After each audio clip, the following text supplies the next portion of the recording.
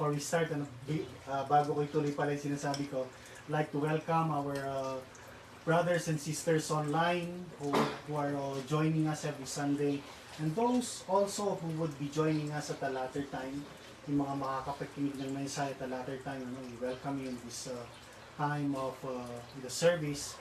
So what I was saying, the Word of God, the Bible, would just be an ordinary book kung hindi natin ipapractice yung mga nakukuha natin. If you would read the Bible just like an ordinary book, walang saysay. It doesn't profit us. But if when we hear a word from the Word of God and we receive it, sabi ni Paul in 2 Thessalonians, if we receive it as the Word of God, which is the Word of God, it will work effectively in our lives. Naintindihan niyo ba yun? Kung tatanggapin talaga natin, not as the word of a pastor, the word of a man, but as the Word of God. Tingnan niyo, nagsulat nito si Paul. Sabi niya, nagpapasalamat ako dahil hindi niyo tinanggap yung word na nanggaling sa akin as galing sa akin, but as a word from God, which is a word from God, sabi niya. So, when you hear a preaching, when you hear a word of God, at tumama sa spirit nyo yun, you will feel it. Mararamdaman ninyo sa spirit ninyo that the word has an effect sa buhay ninyo. Magkakaroon kayo either ng peace, ng joy, Pero kung ang dulot ng narinig ninyo confusion and fear, then you better shut it off muna. Huwag yung tanggapin ng buong buo. Kasi the Word of God, always, the Word of God would give us peace and joy when we hear it. A preaching, a doctrine that you receive would always give you peace, understanding, and joy. Mararamdaman nyo sa spirit nyo yun. At tulad ng masarap na pagkain, kapag nakakain kayo ng masarap na pagkain, gusto nyo uling kainin yun. Right? Amen? Amen. Kapag nakatikim ka ng masarap na burger, gusto mo uli, tikman mo uli yun. Magsama ka pa ng ibang mga kasama. That is how we should treat the Word of God. When you hear something, a doctrine, a preaching, a study about the Word of God, kapag nasarapan kayo doon, you have to hear it again. You have to listen to it again. Hanggang sa makuha nyo yung lahat ng sarap niya at matutunan nyo na itong i-apply. That is how we treat the Word of God. Second, again, if the Word of God is really the thoughts of God, if the Word of God are the thoughts of God, dahil yan ang sabi niya, my word shall not return to me void, sabi niya, but it shall accomplish its purpose. Ano yung sinasabi niyang word niya doon? Sabi niya, yung thoughts niya. My thoughts are higher than your thoughts. Sabi niya. Mas mataas And my ways are higher than your ways. So if we would receive that, that the Bible is really the Word of God, the thoughts of God, the mind of God, sa tingin niyo ba dapat binabasa natin palagi? Diba? Amen. Amen. Kasi, sino pang ayaw malaman kung anong iniisip ng Diyos? No? If we believe that God created us, we want to know what He is thinking for us, about us. No? Dapat alam natin. Sabi ko rin noon, nung una ako maging Christian, sabi ko noon, kung maririnig ko lamang ang tinig ng Panginoon, alam ko, I already have it made in my life. Pero hindi pala ganun kadali na marinig ang tinig ng Panginoon. We have to devote time in hearing Him. And how do we hear Him first? Through the Word of God, through the Bible. That is how you hear the voice of God in the Bible. Amen? So last Sunday, sabi natin, without vision, the people perish. Kasi kailangan natin ng vision eh. And that vision has to do with something about seeing. No? About seeing. Saan tayo nakakita? Not just with the physical eyes, but with our spiritual eyes. Ano? Sabi ni Jesus, ano? Sabi niya kay Isaiah, you go and tell these people that they have eyes but they cannot see. They have ears but they cannot hear. No? Because their hearts are hardened. Their hearts are hardened. So, kung matigas ang puso natin, hindi tayo makakakita kahit na may mga mata tayo o may mga tenga tayo, hindi tayo makakakita o makakarinig man lang. Anong sinasabi niya makikita at maririnig natin? The vision of God. Okay? So, this is just an exposition of what we had last Sunday. In everything, dapat importante na nakikita natin kung ano yung sinasabi ng Panginoon. Yung thoughts ng Panginoon, when we see it, when we read it in the Bible, dapat na i-imagine natin kung ano yun. When we claim something to the Lord, we need to imagine it, having it already. Amen. So, paano? Paano kung mananalangin tayo? Sabi ko sa inyo last Sunday, kapag mananalangin tayo, dapat nakikita natin kung ano yung pinapanalangin natin. Ano yung nakikita natin na nangyayari? Example, kapag nanalangin ako, Lord, paggalingin mo ako, dapat nakikita ko yung vision na yun na pinagaling na ako ng Panginoon. Even before I receive that healing, physically or visually. Amen? Bago natin makita ang isang bagay, dapat nakita na natin within us. That is the vision. And sabi na sa Bible, without vision, if you do not see yourself in that vision, sabi niya, if you do not see something happening to you, then you will not be able to have it. But if you can perceive it, kapag makikita mo yung vision na yun, then you already have it. Makukuha mo yun at makukuha mo yun. And that is what I want to continue preaching today. It's about prayer. There is a right way of prayer na naituro sa New Testament. In the Old, dahil kokonti lamang ang pinapakinggan ng Panginoong Diyos noon, dahil not everyone really were chosen by God to reveal Himself. Hindi naman lahat ng tao noon nakilala talaga nila ang Diyos. There were a certain group of people na pinagpakilalanan ng Panginoong Diyos. And that is Israel. Pinili ng Panginoong Diyos ang Israel para ipakilala niya ang kanyang pagka-Diyos. The being of God. His power. Pinakita niya through Israel. But Israel, just like every other nation, matigas ang pangapuso. They rejected Him. Kahit nakita na nila yung mga ginagawa niya, they rejected Him. Okay? But what I'm saying is that not everyone in the whole world before prayed to God. Bakit? Kahit naman ngayon sa tingin niyo ba maraming tao ang nananalangin or do a lot of people enjoy really praying? Hindi. Kasi ang prayer parang naging sa mata ng mga tao, it's very religious. It's just religious act. Hindi dapat. Because prayer should be a communication with the Lord. Okay? Prayer is a communication with the Lord. So what I want to teach this afternoon is about a right way to pray. Okay? A right way to pray. There is a right way to pray. There is a wrong way to pray. Yun ang mga titignan natin ngayon. Hindi dapat tayo nagpray-pray na bahala na kung ano yung makalusot sa langit. Okay? Ang dami-dami mong sinasabi, bahala na kung ano yung sasagutin ng Panginoon. Mali yun. When we pray, connected dapat ito sa imagination natin. Connected dapat ito sa vision natin. We only pray what the Lord would have us to pray also.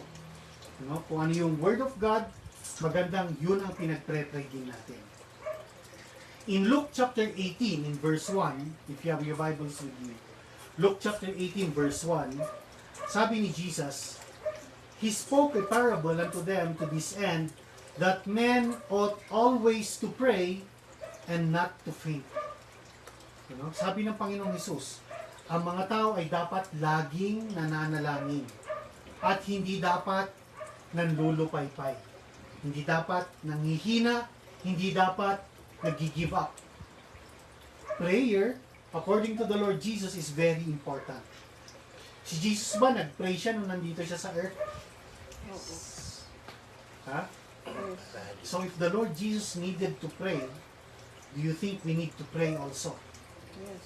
Yes, kaya sabi niya, men ought always to pray, lagi, and not to faint. Yung not to faint dito, ang ibig niya sabihin, not to be forward. Huwag matakot para huminto. Kasi pag natakot ang isang tao, humihinto eh. Natitigilan. Sabi niya, dapat tuloy-tuloy. Pray without ceasing. Yan ang teaching sa Bible. Pray without ceasing, but pray all kinds of prayer. May thanksgiving prayer, merong asking prayer, merong iba-ibang klase ng prayer. Maraming prayer na pwede nating ipanalangin sa Panginoon. But you have to remember that prayer is a communication with God. Okay? Sabi niya in Philippians chapter 4, go to Philippians chapter 4. In verse 6, Philippians 4:6, sabi niya, Be careful for nothing, but in everything, by prayer and supplication, with thanksgiving, let your request be made known unto God. Huwag daw tayong mangamba. Do not worry, do not be anxious about anything. Pag sinabi bang anything, kahit na anong bagay yun? Yes. Huwag tayong mangamba sa kahit na anong bagay, sabi niya. Anong dapat natin gawin? Sabi niya, by prayer and supplication. Prayer, sabi ko, is a communication with God. Supplication, definitely magkaiba yan. Prayer and supplication, sabi niya. What's supplication? It is a request. It is a begging, an asking. So, by prayer and supplication, when we ask God about the things that we need, sa prayer natin gagawin yon. Prayer and asking God, sabi niya, with thanksgiving. We always have to thank God when we pray. Amen ba yun? Amen. Thanking Him that He is faithful to honor or give what we are asking Him. Sabi niya in the book of James, in chapter 5, sabi niya, whatever we ask according to His will, we know that He hears us. And if we know that He hears us, we know that we have the petition that we have asked of Him. So, anong dapat natin hingin? Kung ano yung kalooban ng Panginoon. Sabihin nila, Pastor, ang hirap naman, paano malalaman yung will ng God? How do we know the will of the Father? How do we know the will of God? Paano natin malalaman yung kalooban ng Diyos? That is in the Word of God. Amen? So if we're reading the Word of God, malalaman natin kung ano yung will, kung ano yung kalooban ng Diyos. Kaya nakikita nyo kung paano nagko-connect yung prayer natin with the Word of God. We have to pray according to His will. Okay? According to His will. Sabi ko sa inyo noon, may mga prayer na hindi sinasagot ang Panginoon. What are these prayers? What are the prayers that the Lord will not answer? Prayers that He has already done.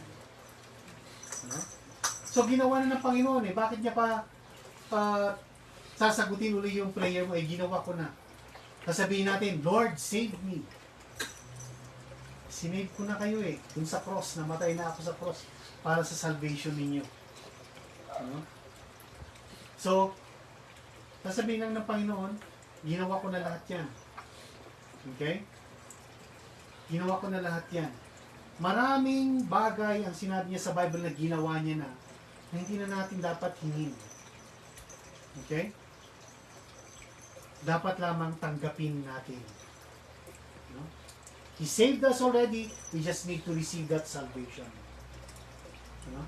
Isa pang prayer na hindi niya sasagutin, prayers natin na sinabi niya tayo ang dapat gumawa. No? So hindi mo pwedeng sabihin, Lord, patanggapin mo yung anak ko. No? Kaya sabi niya, tanggapin niyo ako. Okay? Lord, patanggapin mo nga yung kapatid ko. Hindi. Yung kapatid mo, dapat tanggapin niya. You share the word para tanggapin niya ako. Okay? Sabi natin, Lord, suwayin mo nga itong demonyo sa buhay ko. Hindi. Sabi ng Panginoon, you resist the devil and he will flee from you. Hindi pwedeng sabihin ng Panginoon, oy, demonyo, tumigil ka na dyan. Hindi, gusto mo may demonyo sa'yo hindi ka sasagutin ng Panginoon on that prayer. Naintindihan ba natin yon? Kung ano yung mga ginawa na ng Panginoon, hindi niya nasasagutin yon. Kung ano yung pinagagawa niya sa atin, hindi niya rin sasagutin yon. Dapat gawin natin. So, it's very important that we need to learn the Word of God. Amen? Sabi niya, in Luke chapter 11, go to Luke chapter 11 in verse 1. Sabi niya, and it came to pass, Luke chapter 11 verse 1. It came to pass that as he was praying in a certain place, si Jesus, he was praying in a certain place, when he stopped, one of his disciples said unto him, Lord, teach us to pray, as John the Baptist also taught his disciples. So, sabi ng isang disciple niya, Lord, turuan mo nga rin kaming manalangin. No? And if you would read that discourse, kung paano tinuruan ng Panginoon in Matthew chapter 6 and Luke chapter 11, pag binasa niya, tinuruan ng Panginoon ang mga disciples kung paano mananalangin. And that's what we call the Lord's Prayer, yung Our Father. Pero bago itinuro ng Panginoon yung Our Father na yun, sabi niya, go to Matthew chapter 6. In Matthew chapter 6, in verse 5, sabi niya, when you pray, you shall not be as the hypocrites are, for they love to pray standing in the synagogues and in the corners of the streets, that they may be seen of men. Verily I say unto you, they have their reward. That's in verse 5. Bago tinuruan ng Panginoong Jesus ang kanyang mga disciples how to pray, He taught them how not to pray. Kung ano yung dapat hindi gawin sa prayer. Sabi niya, do not be like the hypocrites. Because the hypocrites, what? They love to pray. The hypocrites love to pray. Sabi nga sa bata sa kanyang tatay, sabi niya, Dad, you know what? You are a hypocrite. Oh, why are you calling me hypocrite? Because you love to pray. And then sinasabi niya naman dyan, they love to pray to be seen of men. Pero itong isang yung mga hipokrito talagang gustong-gusto nilang manalangin. The hypocrites love to pray, but when they pray, they want to be noticed. They want to be seen.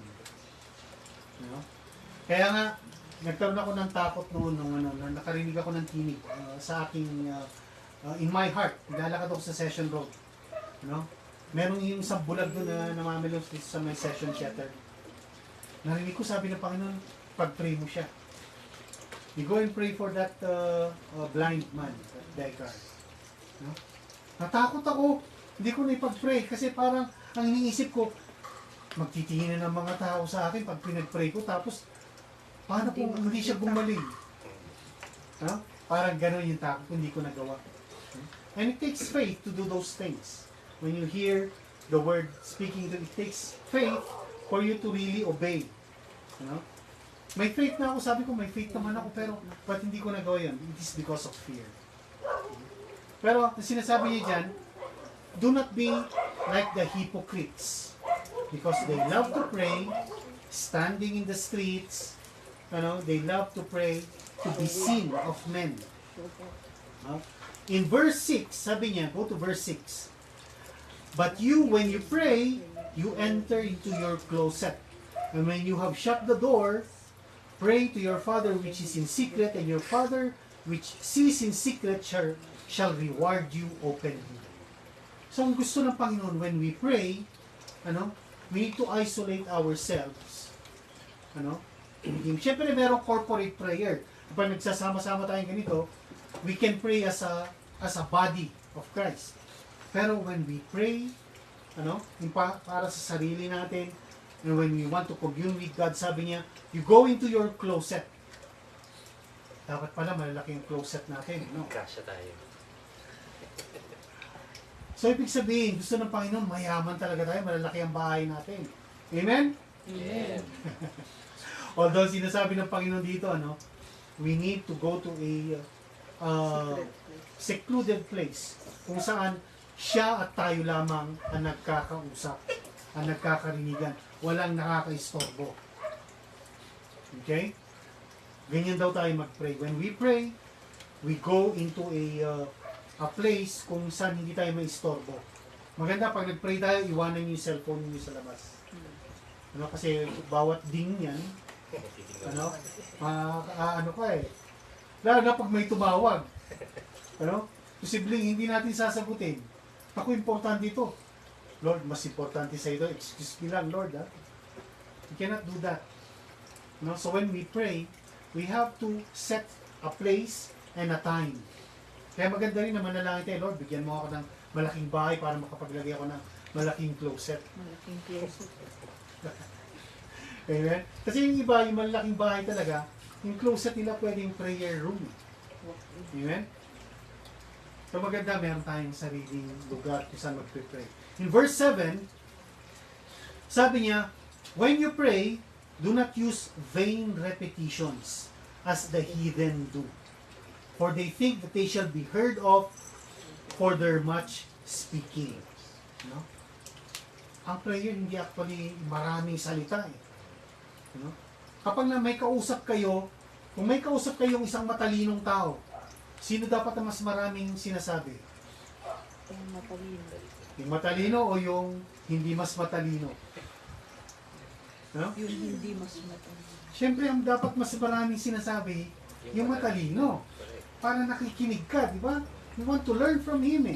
The same thing when we pray to God, we have to be hearing more. Not much speaking. At sabi niya, huwag yung paulit-ulit, vain repetitions. Hindi naman masama na ulitin mo yung hinihingi mo, sinabi mo sa Panginoon. But vain repetitions means walang saysay na paulit-ulit na panalangin. This is not to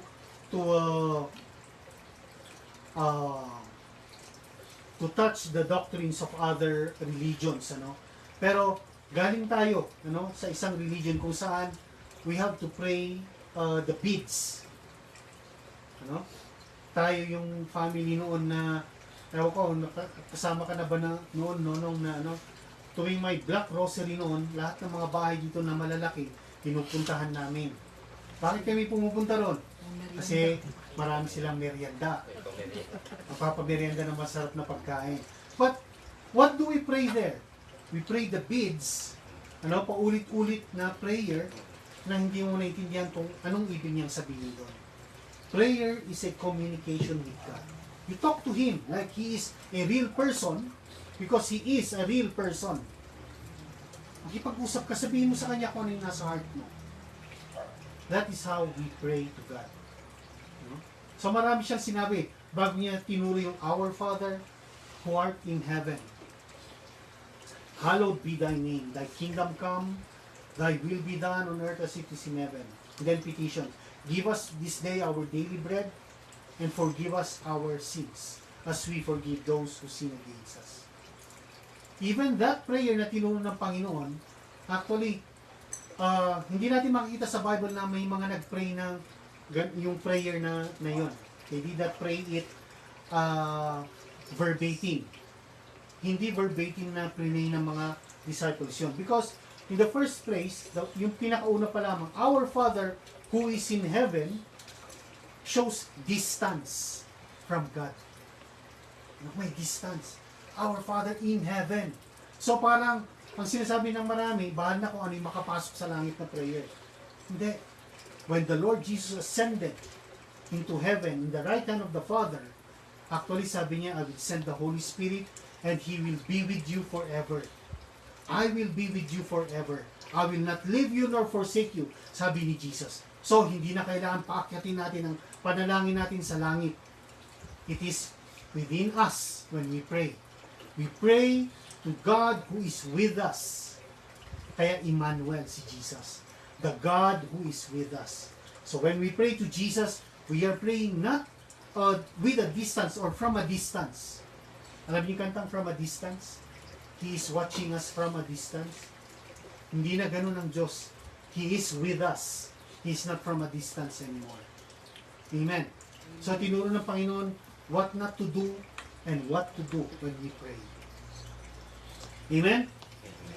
Go to Luke chapter 18. Sabi ko kanina, no? Sabi ng Panginoon sa Bible, not much speaking. Hindi maraming salita. So hindi ibig sabihin na may pangangailangan ka, kumuha ka ng maraming kapatiran para makipag-pray sa'yo. Hindi, actually, we can go directly to God. Amen? Kaya yung mga ibang mga, ito nakakalungkot kumisan sa ibang mga Kristiyano, sa katamaran nila mag-pray, sasabihin nila sa'yo, Pastor, pag-pray mo nga ako. Ano? Mali rin yun eh. Because we have an access to God through the Lord Jesus Christ. Tayo pwedeng mismong dumiretso sa Kanya. What we can say is that, can you pray with me? Ano? Can you pray with me? Itong pinag-pray ko eh. Kasi, pag sinabi mo, ipag-pray mo nga ako, pinag-pray kita, ang sinasabi ko sa pray ko, Lord, sana mabayaran niya lahat ng mga utang niya. Tapos ang pinag-pray mo pala, Lord, sana meron akong mautangan. Hindi na kayo nagkaisa. Di ba? Ibig ko sabihin, so, when you pray, when you ask people to pray with you, you tell them, can you pray with me on this? Naintindihan yun? So, when you pray, hindi maraming salita. Actually, the Lord knows what we want before we ask Him, sabi niya. But we need to ask. Kailangan sabihin pa rin natin. Not with many prayers. Actually, pag tinignan niyo sa Bible, yung mga effective prayers are very short prayers. Very short prayers. At hindi yung pakitaan sa maraming tao. Sabi ni Jesus, they already had the reward. Si Jabez, the prayer of Jabez. Sino nakakalam ng prayer of Jabez? Si Jabez, makita nyo, isang verse lang. Yung prayer niya. Kapag binasa mo, wala pang 30 seconds. Yung prayer niya. Bless me, O Lord, and make my enlarge my territory, sabi niya. Let not your hand depart from me so that I will not cause evil to others. Yung sumunod na verse, sabi niya, and the Lord granted him his prayer. His request. Ganun ka kay-click. No? So, hindi kailangan masyadong maraming prayer. Mas maganda, Lord, ito yung nasa heart ko. I'm telling you these things. And then you read His Word. Mas mahabang pagbabasa ng Word, mas maraming sagot ang makikita natin. Amen? In Luke chapter 18, in verse 9, there is a parable na sinabi si Jesus dito. Luke 18, 9 to 14, sabi niya, and He spoke this parable unto certain which trusted in themselves that they were righteous and despised others. Sabi niya, in verse 10, two men went up into the temple to pray. The one a Pharisee and the other a publican. The Pharisee stood and prayed thus with himself. Tingnan niyo, hindi siya nag-pray kay God talaga eh. He prayed with himself, sabi niya. God, I thank Thee that I am not as other men are, extortioners, unjust, adulterers, or even as this publican. I fast twice in a week. I give tithes of all that I possess. Ganun siya mag-pray. Lord, Maraming salamat at hindi ako katulad nitong katabi kong ito na ano, lagi ako nagsisimba, lagi ako nagtatights. You know? Hindi ako adulterer, hindi ako makasalanan. And he was praying within himself, sabi niya. And in verse 13, sabi niya, and the publican, standing afar off, would not even lift up so much as his eyes unto heaven, but smote upon his breast, saying, God, be merciful to me, a sinner. I tell you, sabi ni Jesus, this man went down to his house justified rather than the other. For everyone that exalts himself shall be abased, and he that humbles himself shall be exalted. Ito ang teaching ng Panginoon sa atin. When we pray, we need to humble ourselves. You know? You should not be praying like you are so precious, you are so unique, you're so great, na nagpray-pray ka, naghihikab ka, nag-iingat ka, Lord God. Okay, when you pray, hindi ko naman sinasabing meron ka dapat gestures to do when you pray. Hindi. Sinasabi ko lang, you need to humble yourself like you are coming to a person na of high prestige. Because God is really of a high prestige na being. Amen?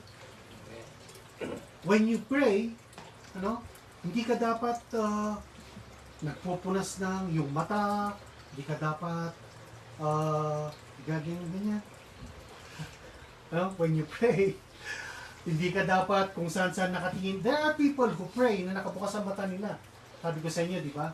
But it is better to pray. You close your eyes and imagine who God is. Imagine that God is on His throne and you are coming to Him as His servant, as His child. Dapat ganun tayo lumapit sa Panginoon in prayer. So, okay naman yung prayer, yung when we pray, yung gesture na we have our hands close together, attached together. That is in reverence. Okay? Even when we are praying for the food, in the dinner table, siguro din natin, every time we pray, we come to a God that needs to be reverenced. Na dapat igalang. We need to humble. Sabi ni Peter, in 1 Peter chapter 5, verse 6 and 7. 1 Peter 5, verse 6. Sabi niya, humble yourselves therefore under the mighty hand of God, that He may exalt you in due time, casting all your care upon Him, for He cares for you. So when we come to Him, and we cast all our cares on Him, sabi niya, you humble yourselves in the mighty hand of God, that He may exalt you in due time. Tuwing lapit natin sa Diyos, we need to humble ourselves. That is how we come to God in prayer. Humble. The way going up is really going down. Okay? If you want to go up, we need to go down. Humble ourselves. Amen. Amen. In James, go to James chapter 5. The book of James chapter 5. In verse 17. Sabi niya dito, Elijah was a man subject to like passions as we are. And he prayed earnestly. Sabihin nga natin earnestly. Earnestly. Ibang translation dyan is fervently. Or strong. Sabi niya, and he prayed earnestly that it might not rain. And it did not rain on the earth by the space of 3 years and 6 months. Si Elijah daw, sabi niya dyan, is just like us. Kaparehas natin. With the same passions. Actually, pag binasa yung buhay ni Elijah, marami rin siyang kapalpakan sa Panginoon eh. Pero sabi niya, he prayed that it will not rain, and it did not rain for 1 year and 6 months. 3 years. 3 years, 3 years and 6 months. Biruin nyo yun, kaya pa natin mag-pray ng ganon? Lord, wag uulan. And the Lord answered that prayer, it will not rain. And then, actually, pag kinuloy niya, and then he prayed again. that it would rain, and it rained. So only at His word, at His prayer, doon lamang umulan uli. But He was just like us. Paano raw siya nanalangin? He prayed fervently, earnestly. Actually, doon sa ibang translation, He prayed with a prayer, He did pray. With prayer, He did pray. Talagang nanalangin siya ng isang talagang tunay na panalangin. In other translations, He prayed a strong prayer. Fervent. Ano ibig sabihin ng fervent? Mainit. Earnestly. Talagang tuloy-tuloy. Tuloy-tuloy yung pananalangin niya. He prayed fervently. So, if the Bible is telling us that Elijah is just like us, sa tingin niyo pwede rin tayo manalangin ng ganun? Yes. Kaya, hindi rin natin basta-basta i-judge yung iba. Kasi may ibang preachers ako narinig, they stop the storm from coming to their place. Parang ganun. Sabi ng iba, posible naman yan na They stop the earthquake. si Kibuloy, sabi niya, na-stop niya yung earthquake. At saka Itbulaga. Ano sabi niya? Stop! So, you cannot judge. Malay mo talagang tinuguntin ng Panginoon yung panalangin niya. At sabi niya, huminto yung earthquake. It is a prayer. Actually, kapag binasa niyo pa in the book of Joshua, nung nakikipagdigmaan si Joshua and the Israelites, to the Canaanites, nakikipaglaban sila. Nung natatalo sila, kailangan pa rin ng oras, pinatigil ni Joshua yung sun na bumaba. Sabi niya, sun, stand still. Moon, do not move. At hindi bumaba ang sun hanggang sa nanalo sila. So, pwede palang mangyari yun? Pwedeng gawin ng Panginoon yun? Yes. Kasi, yun ang isipin nyo kung hindi gumalaw yung sun, sa tingin nyo, gumalaw din yung hindi rin gumalaw yung ibang planets? Di ba, isang galaw yung mga yan, gumagalaw silang lahat. So, kung hindi gumalaw yung sun, at gumalaw yung ibang mga planets sa universe, wala na. Nasira yung takbo ng universe. So, ibig sabihin, hindi lang yung sun ang huminto nung pinahinto ni Joshua. Huminto lahat. Hanggang sa nanalo sila. Okay? So, when we pray, a fervent prayer, sabi niya, pwedeng mangyari yung mga hinihingi natin. Sabi niya, in Psalms 55, this is how we pray. Si David naman, ito, Psalms was written by David. Psalms 55, verse 17. Psalms 55, in verse 17. Sabi niya, evening and morning and at noon will I pray and cry aloud, and He shall hear my voice. Ganito manalangin si David. He cries aloud. Okay? So, malakas. Ibig sabihin, naririnig yung tinig niya. Hindi ko sinasabing huwag kayong manalangin ng silent prayer. Pero here's an example of a man that was called after God's own heart. Ganito siya manalangin. Evening, morning, and at noon, lagi siya nanalangin. And, paano siya manalangin? He cries aloud. In the closet. Naririnig. Kaya nga magandang nandun ka sa loob ng closet mo para naririnig mo yung sinasabi mo sa Panginoon. Hindi naman ibig sabihin, hindi ka marinig ng Panginoon kapag you prayed from the heart and your mind lang. Pero, from the Bible, ang teaching niya talaga is that we have to speak what we believe. We have to speak our prayers. Ganun manalangin ng Panginoon. Ganun din dapat tayo nananalangin. Ganun nanalangin si David. Makita nyo, ganun nanalangin si Joshua. Ganun nanalangin si Elijah. Huwag kang ulan. There should be no rain until my word. Sinasabi nila kung ano yung dapat sabihin nila sa panalangin. Hindi yung iniisip mo lang. Okay?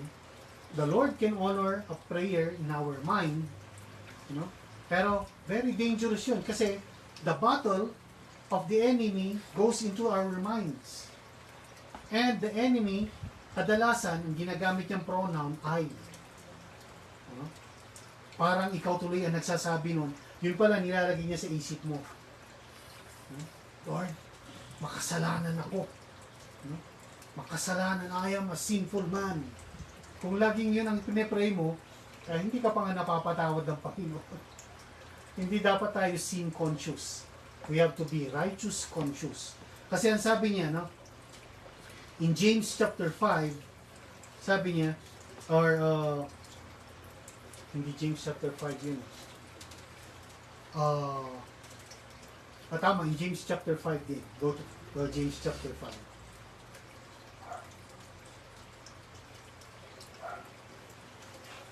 In verse 16, 5:16, bago pala kay Elijah, sabi niya,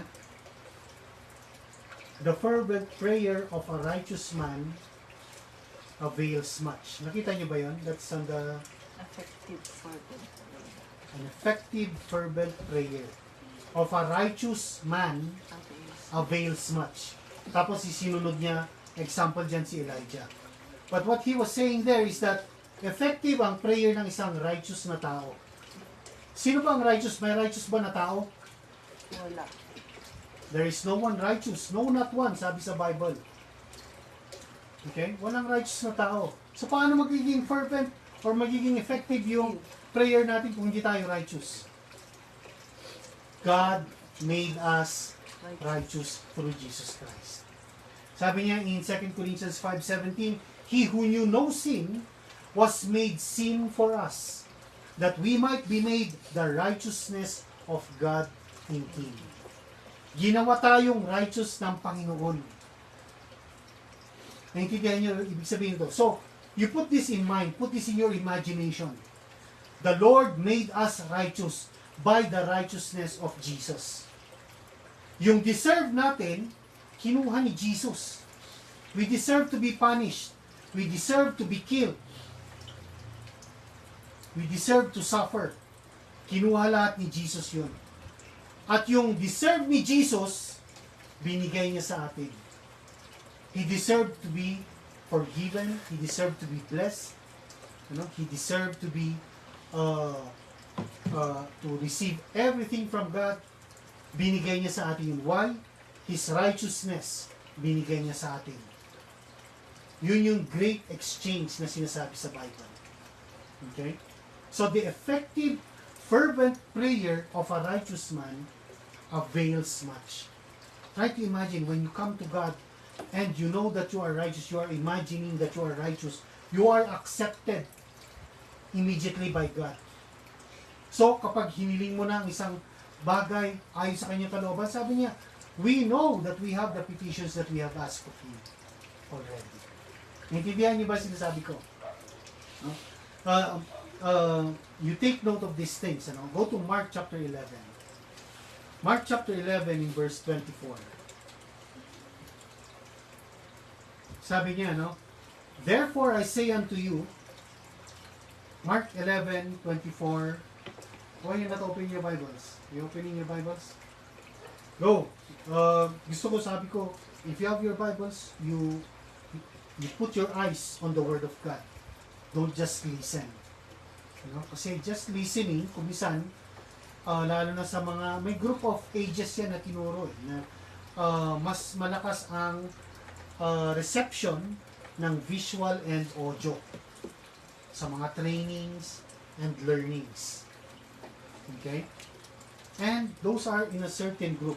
Lalo na yung mga kabataan ngayon, laging madalas or madaling mawala yung concentration nila. So they need visual and audio. Yung mga matatanda naman, hindi masyado nakakatagal. Kahit nakapikit. Si Rowena raw kahit audio lang. Yung pala natutulog na. Sabi niya, nakikinig naman ako. Para si Ate Charles. Amen. Mark chapter 11 verse 24. Sabi niya, Therefore I say unto you, What things soever you desire when you pray, believe that you receive them, and you shall have them. You have to believe. You have to imagine na nakita mo na yan, na nangyayari na. You have to believe that you receive them, and you shall have them. And when you stand praying, forgive. If you have aught against any, that your Father also which is in heaven may forgive you your trespasses. First thing, when we come to God, we need to learn to forgive first. Maganda yung kapag lumalapit ka sa Diyos, wala kang sama ng loob sa puso mo. Kung meron man, Lord, hinihiling ko, tulungan mo nga ako maalis tong sama ng loob sa puso ko. Tulungan mo nga ako magpatawad dahil pinatawad mo ako. Amen? We need to learn how to forgive. And then sabi niya, the second is we need to believe. Okay? We need to believe. Sabi niya, a prayer of faith shall save the sick. In James chapter 5, in verse 15. The prayer of faith. What is the prayer of faith? Will save the sick, sabi niya. Sabi niya, if any one of you sick, you let him call for the elders. They will anoint him with the oil.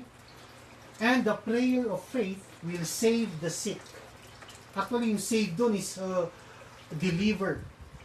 Hindi lang yung save na word, or yung word na save in the Bible, in the Greek is sodso, na ginamit sa maraming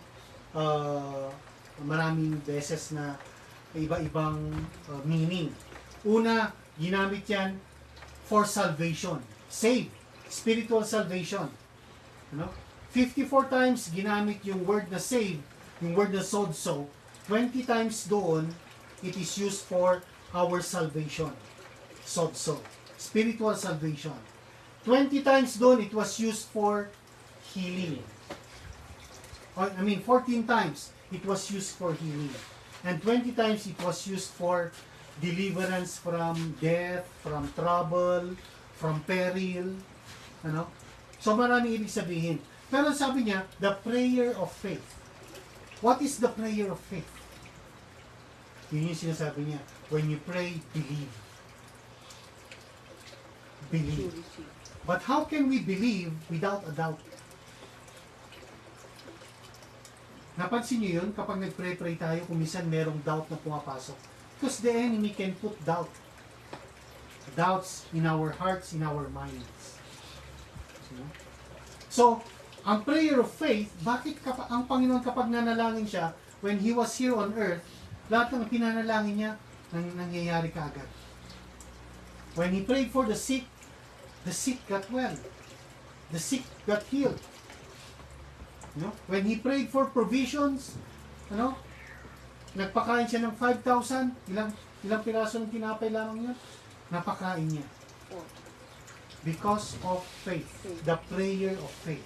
Walang doubt. Pero sa atin ngayon, when we pray, a lot of doubt comes in. Now we were praying for a church place. May mga doubt. Sino naman kaya ang tutulong sa amin? Saan lugar naman namin kayo ilalagay? When you pray for provisions, Lord, sino kaya sino magbibigay ng provision na to? Paano kung mababayaran yung utang ko? Meron at merong doubt. Okay? So, we need to eliminate doubt. And this is what I want to share to you. Isang devotion namin the other day, wala si Jody, hindi niya narinig to, kaya you listen to this. Okay? Nagde-devotion kami in Matthew chapter 17. I want you to go to Matthew chapter 17. In verse 19, after ng transfiguration ng Panginoon, the Lord Jesus was transfigured in the mountain. Kasama si James, si Peter, James, and John.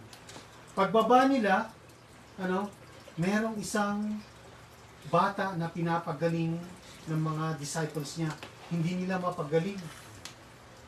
Okay? So, sabi nung tatay nung bata, lumapit siya kay Jesus. Sabi niya, was letting your disciples heal my child, but they cannot cast out the devil. Sabi ng Panginoon, dali mo sa akin yung anak mo. So, dinala sa kanya, and he rebuked the spirit. at umalis yung spirit, gumaling yung anak. In verse 19, sabi ng mga disciples, then the disciples came to Jesus apart and said, why could we not cast him out? Yun ang tanong nila, bakit di namin magawa?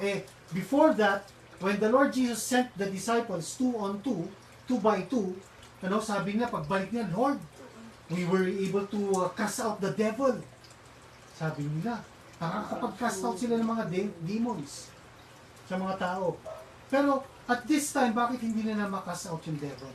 Ano sabi ng Panginoon sa kanila? In the King James Version, ito ang sabi. And Jesus said unto them, because of your unbelief. In the NIV, tinanggal ito sa NIV translation. Kaya maganda yung sa King James Version din. Sabi niya, and Jesus said to them, because of your unbelief. Unbelief means, meron kang doubt. Hindi ka naniniwala. So, they were able to cast out demons before that. Bakit at this time, hindi nila makast out yung devil, yung demon? Actually, kung makakita ka naman ng kasi kapag nakita niyo yung tao pinapagaling dito, parang mayroong epilepsy. Sabi ng tatay, oftentimes, the demon cast him into the fire. Epileptic seizure. And oftentimes, he throws him into the water. Sabi niya, pag sa panahon natin ngayon, sasabihin nila, may epilepsy siya. Pero noong time ni Jesus, may demon siya. So kapag nakakita ka ng ganun, you're casting out the devil, tapos biglang nangisay ng ganun sa'yo, patingin mo, hindi ka magkakaroon ng doubt doon. Kakaroon ka ng doubt Kaya sabi ng Panginoon dyan, for verily I say unto you, if you have faith as a grain of a mustard seed. Alam niyo yung mustard seed? Napakaliit nito. Parang tuldok ng ballpen. Sabi niya iba, kalahati ng buto ng kamatis. The mustard seed. If you have faith like the grain of a mustard seed, sabi niya, you shall say to this mountain, be removed to another place, and it shall be removed. And nothing shall be impossible to you. Sabihin nga natin yun, nothing shall be impossible to you. Nothing shall be impossible to you. Isipin niyo na maigi, sinasabi ng Panginoon, nothing shall be impossible kapag meron tayong faith na ganun kaliit. Kaya pa natin yung faith na yun? Verse 21.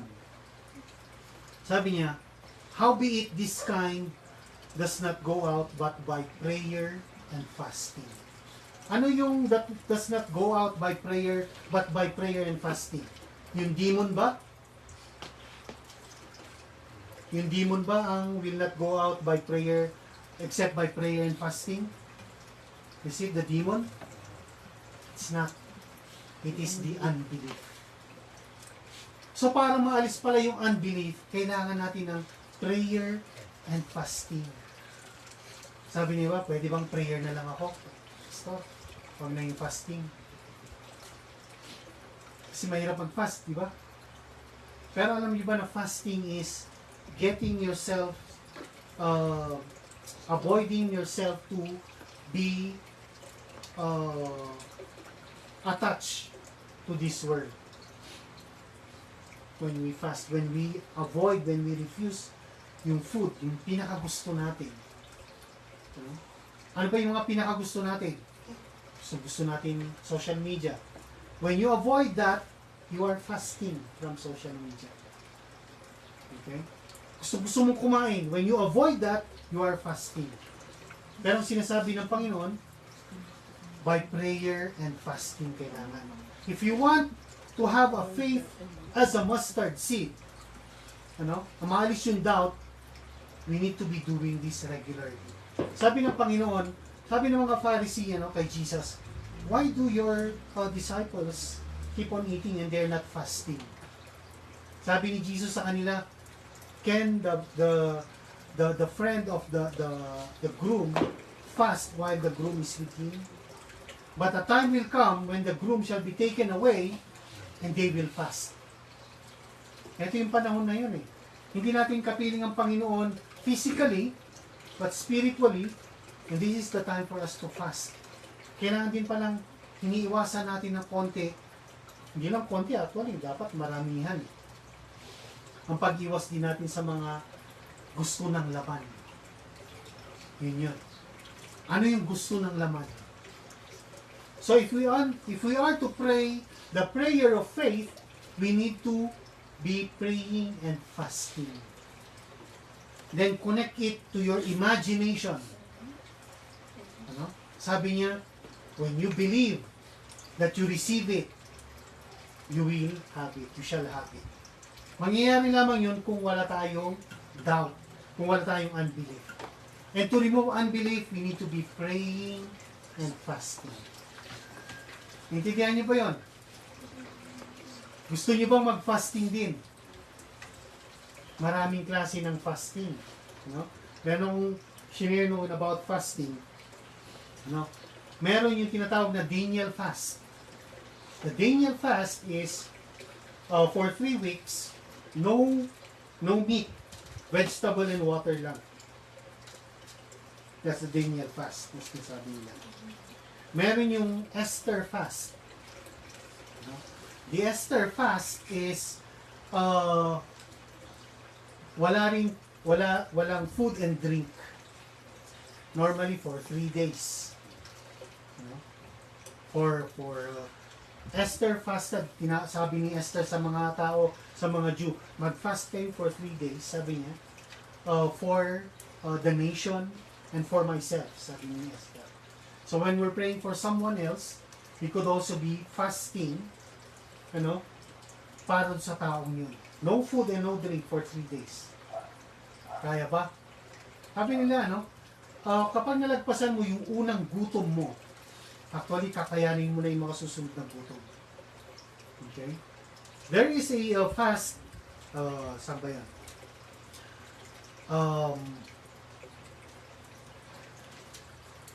Elijah fast. Si Elijah nag-fasting din. He fasted for 40 days. Jesus fasted for 40 days and 40 nights. So kakayanin pala ng tao. No food and drink. But after that, sabi niya, he was hungered, si Jesus. And the devil came. Kinap siya. The Elijah fast is avoiding all foods but can consume water. Pwede ka magtubig. Can consume water. That's the Elijah fast. Meron yung dry fast or yung Paul fast muna. Paul fasting is similar to the Esther fasting. For 3 days, no food and water, but constant conversation and prayer for 3 days. Ito pwede for physical healing. Yung nabulag si Paul, he fasted for 3 days. Tapos may lumapit na tao sa kanya, nilayhan siya, gumaling siya. Okay? Meron yung dry fast na talagang wala talaga. Normally, they do this for 3 days. Meron yung group fasting. Ano ba, buong pamilya, huwag tayong kakain for 3 days. Nagtipid, Bakit tayo nagpa-fast, Dad? Wala tayong pambili ng pagkain. After 3 days ko pa marireceive yung sahod ko. Hindi. You pray for, meron yung intermittent. Ito yung familiar, intermittent fasting. Where people fast for a certain period of hours. Kakain lamang sila outside that certain period. Normally, 9 to 12 hours. Ganyan. Pa-fasting sila. Let's say from 8 to 5. Doon lang sila kakain. Pagkatapos ng 5 p.m. hanggang sa 8 a.m., hindi sila kakain ulit nun. Kakain lamang sila pagdating ng 8 a.m. ulit. And you can do this as long as you want. And even in studies, fasting is very good for our health. Hindi lang sa health natin, kundi pati sa bulsa natin. Nakatipid ka. Amen ba? Nung nagtitipid na kami, nung nagpa-fasting na kami ni Rowena ng 1 cup, medyo bumagal ang bawas ng bigas. Unlike nung talagang walang takal-takal, lakas namin sa bigas. No? Lalo tayong mga Filipinos, ang isang pinakaano ng pagkain natin is rice. No? Subukan nyo mag-fasting din. So when you're praying for something, para maalis yung doubt din natin, i-practice na rin ang prayer and fasting. We started today, napagkaisahan namin na mag-fasting starting today. We're praying for yung church natin. We're praying for that church. And sabi ko, when we pray for something, we imagine it. And then eliminate natin yung unbelief. Did you understand that, Jody? What we were talking about already? Okay, so you join us on that fast. Kayo rin pwede kayo mag-fasting. If you are, lalo na as a family, you encourage your children, mag-fasting tayo. Hindi dahil wala akong pera, kundi gusto kong may panalangin. Ano yung papanalangin natin? Panalangin nga natin na makarating na ako ng SES, makauwi na si mami dito. That's good. Amen? Amen. Pero bago ko sinabi sa inyo itong prayer and fasting, sinabi ko sa inyo paano talagang how we can pray the right way to pray. What not to do and what to do. Naintindihan niyo ba yun? Anyway, record dito. Kung gusto niyo balikan, you can always listen to it again. But what I'm saying is, ang isang commandment ng Panginoon sa atin is we need to continue to pray and not to faint. Huwag tayong mandulupay-pay sa panalangin. Si David, nanalangin siya evening, morning, and at noon he prayed. And he prayed aloud. When we come to God, we come to Him in a humble manner. Huwag tayong mapagmataas. Huwag natin sisisihin ang Diyos. Kapag nanalangin tayo, hindi kailangan ng maraming words. Importante, nasabi natin yung heart natin because God always looks at the heart. Man looks at the outward appearance, pero sabi, but God looks at the heart. Alam ng Panginoon kung nananalangin tayo from the heart. No one can mock God, sabi niya sa Bible. We cannot mock God. Paglapit pa lang natin sa Kanya, alam niya na. Kung sincere tayo sa paglapit sa Kanya. Casting all your cares upon Him because He cares for you. Amen? Amen. Ninaintindihan ba kayo ngayon? Amen. Minabless ba kayo sa teaching ng Panginoon sa atin from the Bible? We need to continue to pray, family. Amen? Amen. And so with that, I want to close in a prayer. Let's all bow down our heads. And let us pray. Hallelujah. Hallelujah, Lord God. You are our God. You are our Father. Lord Jesus, you are our Savior, our Deliverer, our Redeemer. Hallelujah. We just want to thank you again, Lord, on this service. We thank you, Lord, for your word, for teaching us, Lord, the things that we need to learn, especially on how we could communicate with you. In prayer, in supplication, in our request. We should be thankful always, Lord. And we are thankful that you always hear us when we come to you. And that you hear us right now, that we are coming to you through prayer. Lord, again, I lift up to you this family, this congregation, and everyone under the sound of my voice over the internet. Lord, that you would also, Lord, teach every one of us from the heart, in our hearts, on how we could come to you and receive every petition and request through prayer. Thank you, Lord, for your goodness, for your graciousness, Lord, for teaching us these things, that we could always come to you boldly to your throne of grace to receive help and grace in times of needs. This is what you said in your word, Lord, and we believe it. Even right now, Lord, help us to believe what we are praying for. Help us to see things in our heart, in our mind, that before we receive them, we already see them as being received, because you are not withholding anything from us. Thank you, Lord God. Thank you for answering even our prayers, even right now. Thank you, Lord God. Thank you, Lord Jesus. Thank you, thank you, thank you. We give up to you, we give back to you, Lord, all glory, all the honor, and all the praises. Again, in your matchless and most precious name we pray. Amen. Sa akin si kaibigan, nakatutok pa yung mata niya. Amen. So again, I want you all to stand up and receive the priestly blessing of the Lord. Amen. Lift up your hands unto the Lord. Hallelujah. The Lord bless you and keep you. The Lord make His face to shine upon you and be gracious unto you. The Lord lift up His countenance upon you and give you that peace in Jesus' name. Amen, and Amen. Magandang hapon sa inyong lahat.